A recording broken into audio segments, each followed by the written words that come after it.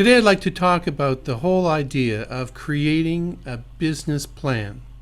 Now, often I am approached by clients which I'm working with as a financial manager who have really taken on the challenge that they would like to either approach an investor or approach their local bank to obtain financing. And of course, one of the first things that happens is that immediately a person is being asked for their business plan. Now, today we do not have enough time for me to comprehensively go into all the elements of a business plan, but I just wanted today to mark some of the important initial considerations that one has as one enters the process of preparing a business plan. It's something that takes a little bit of time. You cannot do a business plan in 15 minutes. You should be setting aside at least 40 hours for this project. And when you prepare a business plan, it's more than just financial numbers. It's also a document that should be filled with a rich narrative in which the person who's preparing the business plan is clearly outlining to the reader of the plan what the organization is all about, profit or non-profit, it doesn't matter, how it's going to be operated, how it's going to be managed, how it will work within the marketplace, what resources it currently has, what resources are needed for its growth, and what kind of financial performance can be expected from the economic entity. When do we do a business plan? Well, these documents should be done if you're planning to open a brand new business. And really, when you think about it, you shouldn't really even be starting a business until you've really done a good plan, because then you can execute the plan and then measure against it. You cannot manage unless you measure. If you don't have measurement metrics, you can't manage. So that's a fundamental truth. It's appropriate to do a business plan if your business or economic entity is going through a growth cycle. Maybe you're introducing a new product. Maybe you're entering a new market. Maybe you're acquiring another organization. When we talk about preparing a business plan, there's certain elements that we need to really think about. Now, it's important to have a bit of a description in the plan. What it is that you do? How are you planning to talk to your customers? How do you gauge finding customers? How are you going to logistically support your clientele? And separate from that, who are the people making up the organization? And then, of course, there is an expectation of some financial information, both personal and for the economic organization. What is your plan? And you may find that there's other interesting documents you can put into the business plan. That's what appendices are for. Now notice I've not mentioned the executive summary, which is done last. It's the first thing that you see in the plan, but it's done last. And it should only be one page. And it should be double spaced. It should be very simple to read. There's something called the journalism style. And what this is all about is that you have a title for your article that grabs the attention of your audience. And then in the first paragraph, you sell the sizzle. You capture the attention of the reader. And then you force the reader to read on to get more and more detailed information. And that's what the executive summary is for. It's selling the sizzle. It summarizes everything in the document in a few bare words.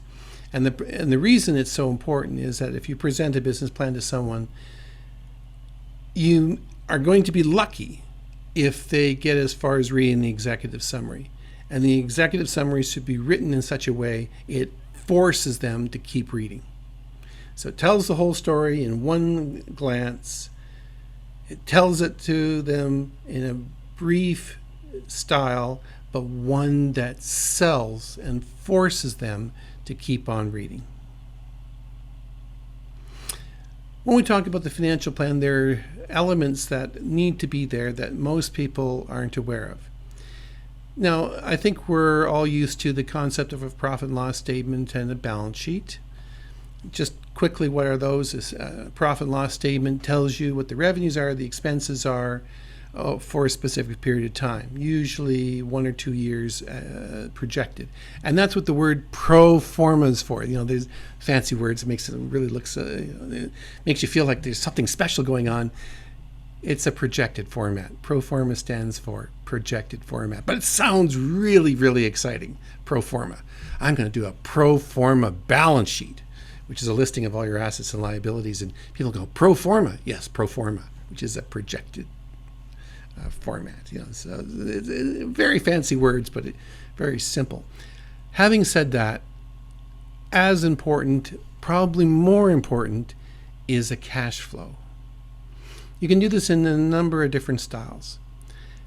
There is a style that accountants understand, that bankers understand, and you're well served to adopt it. It used to be called a source and application of funds, and today it's called a statement of cash flows. And it really tells a story about how cash is going to move through your balance sheet.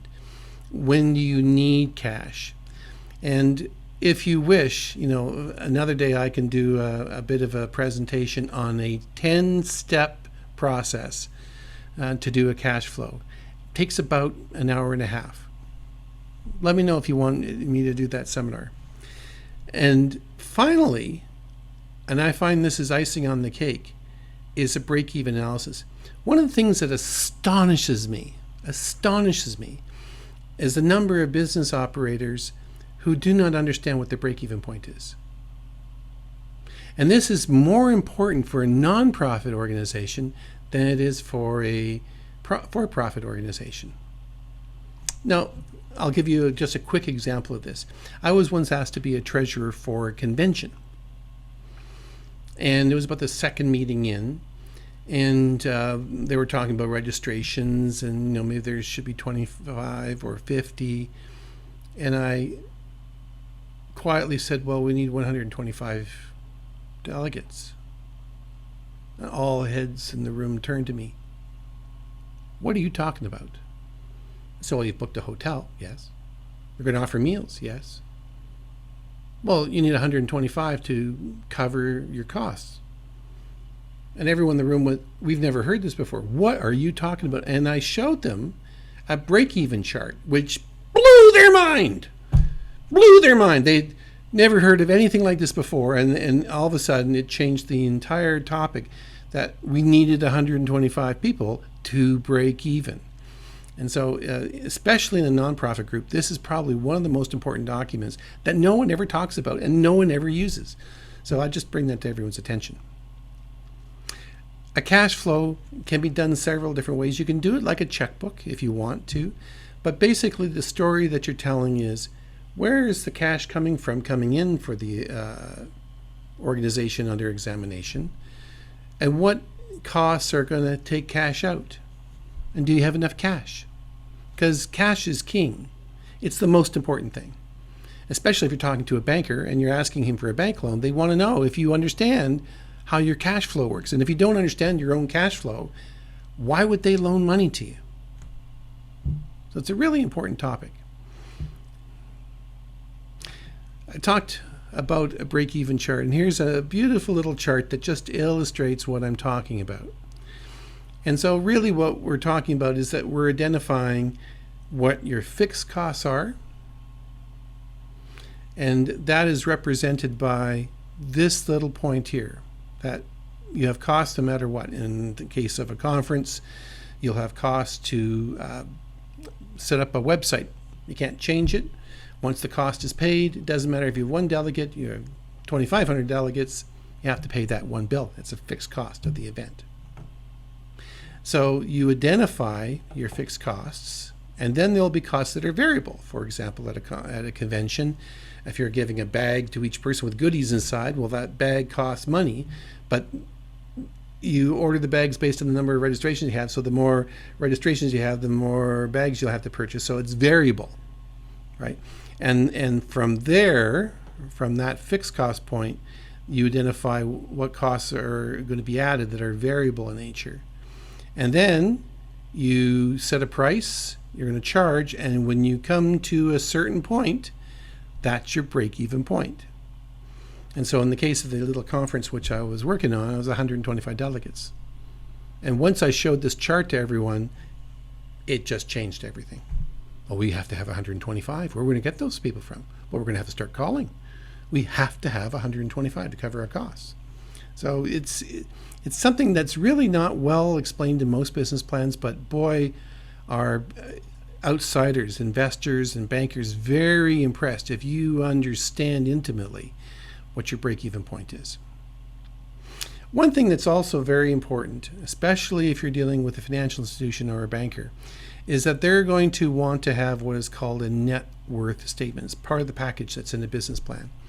And it's a poorly understood area, and the tip I always make to anyone that wants to do a business plan, once you've done a net worth and once you've got approval for your financing, you'll be asked every year to represent your net worth statement. So what you should do is do a generic one yourself, listing your personal assets, your personal liabilities, and what's left over is your net worth. If you do it in Excel for yourself, then you can just freshen up each year. You won't have to think, oh my God, what did I tell the bank last year?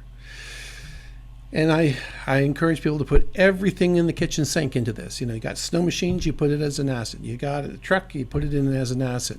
If you got a credit card, whatever the credit card limit is, you put it in at the full amount, even though you're not using the full amount of the credit card. Because, of course, it shows up in your credit report, and you don't want to have a conversation later. If you have a limit of $5,000, even though you're not using it, you put it on as a liability of $5,000 as part of the calculation of your net worth.